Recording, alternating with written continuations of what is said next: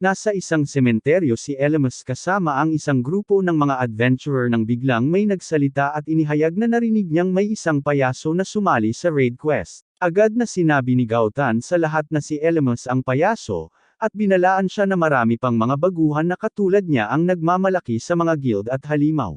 Binanggit ni Gautan ang katotohanan na di umano'y pinatay ni Elemus ang isang Aryandype sa level 12 at tinawag ang buong kwento na isang kasinungalingan. Sinabi niya kay Elemus na hindi ganoon kadali ang maglakbay at nangakong tuturuan siya ng leksyon. Iniisip ni Elemus na napakasama ng buong sitwasyon dahil hindi niya kayang palampasin ang raid quest na ito dahil ang mga raid quest ay isang bihirang pagkakataon para makakuha ng promosyon. Kaya sa halip na makipagtalo, nagpasya siyang sabihin kay Goton na inaasahan niyang makatrabaho siya.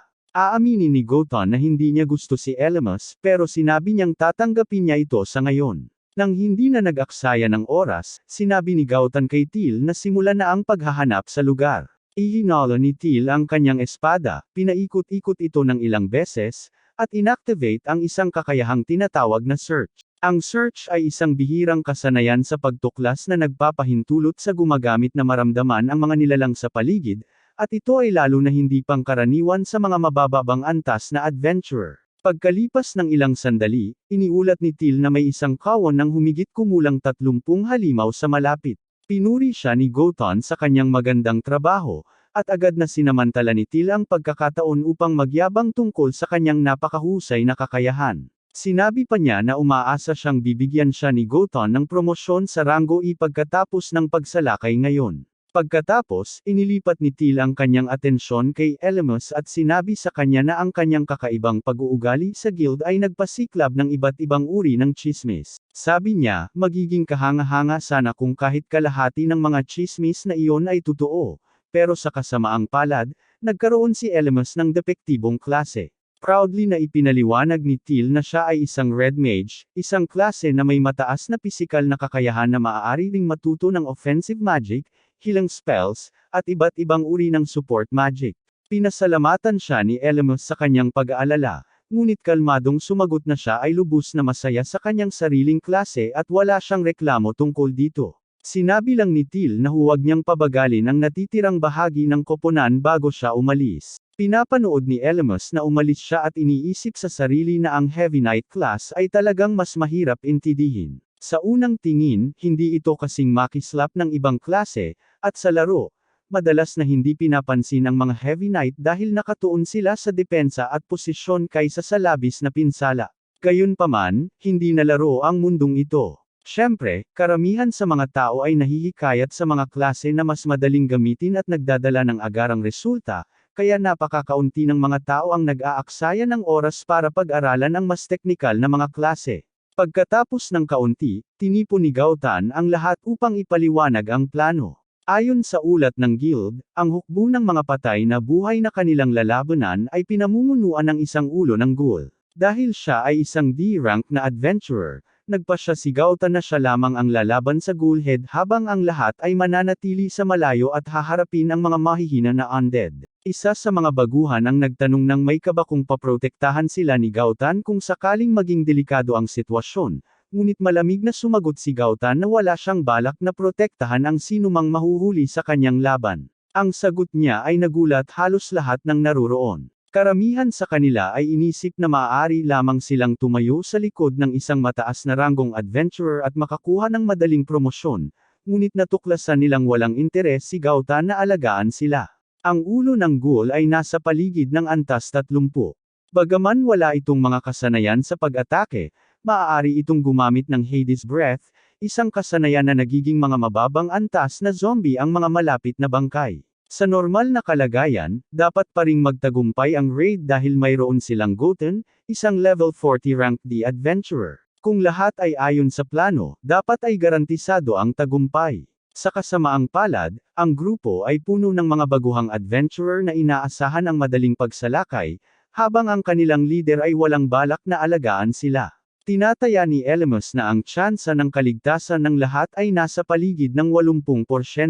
Maaaring mukhang komportable ang porsyento ng tagumpay na iyon sa isang laro, pero hindi na ito laro. Sa mundong ito, ang kamatayan ay hindi lamang isang pansamantalang hadlang. Kung may mamatay dito, walang respawn. Hindi na kayang balewalain pa ang problema, lumapit si Elemus kay Gautan at magalang na iminungkahi na dapat niyang bigyan ng mas tiyak na mga tagubilin ang koponan. Humiling si Gautan na ulitin ito, halatang inis. Ipinaliwanag ni Elemus na maaaring hindi ganap na tumpak ang ulat ng guild, at kung maghihintay sila hanggang may mangyaring hindi inaasahan, huli na ang lahat para tumugon. Si Gautan ay halatang naiinis at tinanong kung seryoso bang iniisip ni Elemus na may karapatan siyang utusan siya. Agad na umiling si Elemus at sinabi, hindi. Ipinaliwanag niya na siya ay nababahala lamang dahil siya at ang iba pa ay mga mababang antas na mga adventurer na may napakakaunting karanasan. Yumuko siya ng may paggalang at sinabi kay Gautan na kahit na ito ay karaniwang gawain para sa isang veterano tulad niya, ang natitirang bahagi ng koponan ay labis na magpapahalaga sa mas detalyadong mga tagubilin. Gautan na may pag-aatubili ay pumayag, sinabing kahit hindi siya tagapag-alaga ng sinuman, ipapaliwanag niya ang mga bagay ng mas malinaw. Bago makapagpatuloy si Gautan, biglang pinutol siya ni Teal at pinagtawanan si Elemus, sinabing tanging ang may depektibong klase lamang ang matatakot sa ilang mahihinang undead. Tumawa siya at sinabi na hindi niya inaasahan na tatakbo si Elemus na umiiyak kay Gautan bago magsimula ang laban. Kumpiyansang sinabi ni Teal kay Gautan na hindi nila kailangan ng anumang instruksyon at na ang mga duwag ay dapat manatili na lang sa likod kung sobrang takot nilang makipaglaban. Sa eksaktong sandaling iyon, nagsimulang gumalaw ang lupa. Ang mga nabubulok na kamay ay sumabog mula sa lupa habang ang mga patay na muling nabuhay ay nagsisimulang gumapang mula sa mga libingan sa lahat ng direksyon. Nagtigatig ang mga adventurer sa takot habang dahan-daang napapalibutan ng mga halimaw ang sementeryo, ngunit kalmado na hinugot ni Elemus ang kanyang espada habang hinahawakan ni Gautan ang kanyang sariling sandata at naghahanda na sumugod. Maya-maya, lumitaw na ang ulo ng ghoul. Ang napakalaking patay na buhay ay naglabas ng nakakatakot na sigaw, at agad na bumagsak si Teal sa lupa sa takot. Galit na tinanong ni Gautan si Teal kung ano ang akala niya sa ginagawa niya bago utusan sina Teal at Paul na linisin ang daan para sa kanya. Samantala, humarap si Elemus sa natitirang grupo at sinabi sa kanila na mag-focus sa mga tagasunod ng ulo ng ghoul. Ang mga adventurer ay nakatitig sa kanya ng may pagdududa at tinanong kung seryoso ba siyang inaasahan na sasalakayin nila ang buong kawon ng mga patay. Akala nila na si Gautan ang magwawalis sa kanila habang sila'y nanunood mula sa kaligtasan. Dahil si Gautan ay lubos na nakatuon sa boss, sa wakas ay naintindihan ni Elemus kung bakit nag-aatubili ang lahat. Wala ni isa sa kanila ang nakipaglaban na sa isang kawon ng mga halimaw, kaya lubos na nauunawaan ang kanilang takot. Sa halip na pilitin silang magpakasuwel, sinabi ni Elemus na maghiwa-hiwalay sila sa mga pangkat ng tatlo. Dahil basta't protektahan nila ang likuran ng isa't isa, hindi sila mapapaligiran ng mga patay na buhay. Ang kanyang kalmadong paliwanag ay nagbigay sa lahat ng sapat na kumpiyansa para kumilos, ngunit wala pa rin silang ideya kung ano ang gagawin, kaya't tinanong nila kung ano ang plano niyang gawin. Tahimik na sumagot si Elemus na hihilahin niya ang mga patay na buhay patungo sa kanyang sarili sa unahan at bibigyan ang lahat ng sapat na oras upang mag-organisa.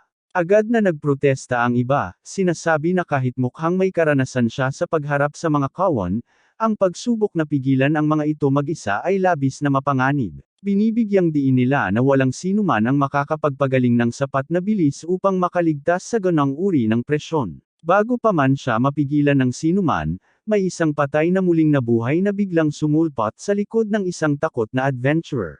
Agad na tumakbo si Elemus pasulong at inactivate ang parry, gamit ang kanyang kalasag upang perpektong mawasak ang atake ng halimaw bago lumikha ng puwang sa isang galaw. Dalawa pang patay na muling nagmamadali patungo sa grupo, ngunit agad silang pinigilan ni Elemus, pinapara ang bawat atake bago desarmuhin ang parehong halimaw ng sunod-sunod. Habang mas marami pang mga patay na naglalakad ang nagsisimulang dumagsa sa kanila, inactivate ni Elemus ang Rampart Reflection, ibinabalik ang mga atake ng mga halimaw laban sa kanila habang walang kahirap-hirap na pinapanatili ang linya ng depensa.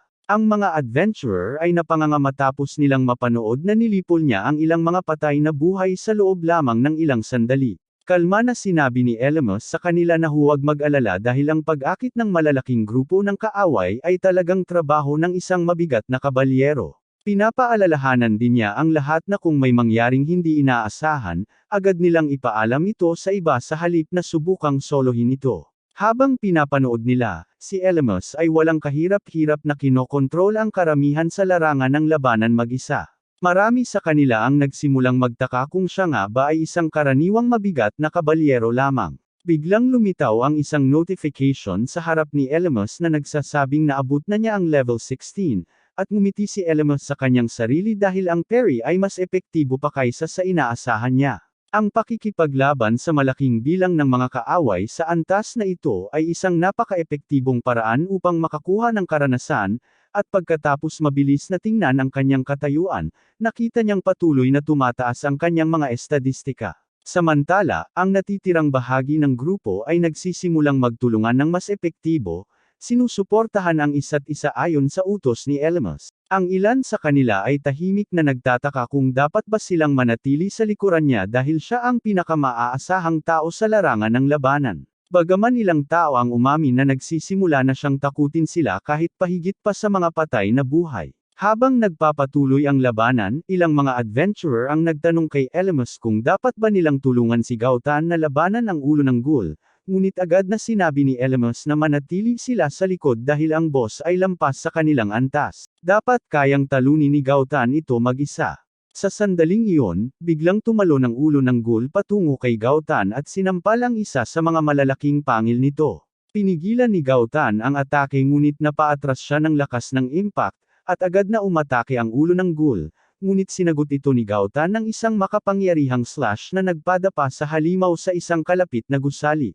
Bago pa ito makabawi, nagmadali siyang sumugod at muling tumama ng isang nakamamatay na suntok sa mukha nito, na nagpalipad dito diretso sa isang lapida. Huminto si Gautan sandali upang makahinga, ngunit sa kanyang pagkabigo, dahan-daang umupo muli ang ulo ng ghoul at naglabas ng isa pang nakakatakot na sigaw. Galit na galit, sumigaw si Gautan dito na huwag na itong bumangon. Biglang kumapit ang ilang mga patay na buhay sa kanyang katawan, pinilit siyang alisin ang mga ito bago sumigaw kay Till at Paul na ilayo ang mas marami pang patay na buhay mula sa kanya. Si Till ay instinctively na tumalon pabalik sa takot, na nagudyok kay Gautan na tawagin silang mga duwag at bant ang ipagkait ang kanilang promosyon. Nervyosong sumagot si Till na nauunawaan nila, pero kung lalapit pa sila sa ulo ng ghoul, madali silang mahuhuli sa laban at mamamatay. Iginiit nila na maaari lamang silang sumuporta mula sa gilid. Biglang sumubok muli ng ambush ang ulo ng ghoul sa pamamagitan ng pagtalon patungo kay Gautan, ngunit bahagyang nakaiwas si Gautan bago pa man niya na-activate ang Rock Shatterer. Sinira ang halimaw gamit ang napakalakas na puwersa at nagdulot ng malaking pinsala. Mukhang malapit na ang pangwakas na suntok, pero walang katapusang mga patay na patuloy na humahadlang sa kanya. Gayunpaman, biglang may nangyaring kakaiba. Sa halip na ipagpatuloy ang laban, nagsimula ang ulo ng ghoul na kunin ang mga malapit na patay na buhay at ipasok ang mga ito sa kanyang bibig. Kaagad na nakilala ni Elemus ang kasanayang ito bilang consumed corpses, at ito ay isang napakabihirang kakayahan na nagpapahintulot sa isang ulo ng ghoul na makabawi ng kalusugan sa pamamagitan ng paglapa ng mga bangkay at undead. Gayunpaman, mabilis na napansin ni Elemus ang isang hindi pangkaraniwan. Ang halimaw ay kumakain ng higit pang mga katawan kaysa kinakailangan nito para lamang maibalik ang kalusugan nito. Habang pinapanood niya ang mas maraming patay na muling nabubuhay na sumisipsip sa bibig nito, bigla niyang naisip kung ano ang nangyayari. Ang ulo ng ghoul ay nag-inhale. Talagang nag-i-evolve ito. Agad na sumigaw si Elemus kay Gautan na huminto at lumayo sa halimaw, ngunit huli na ang lahat. Ang katawan ng ulo ng ghoul ay marahas na nagbabago sa harap ng lahat, ang mana nito ay umabot sa isang ganap na ibang antas. Ang laki nito ay biglang lumaki. Ang hitsura nito ay nagiging mas grotesque, at ang antas nito ay tumataas ng husto hanggang 40 habang nag-evolve ito sa isang mud header.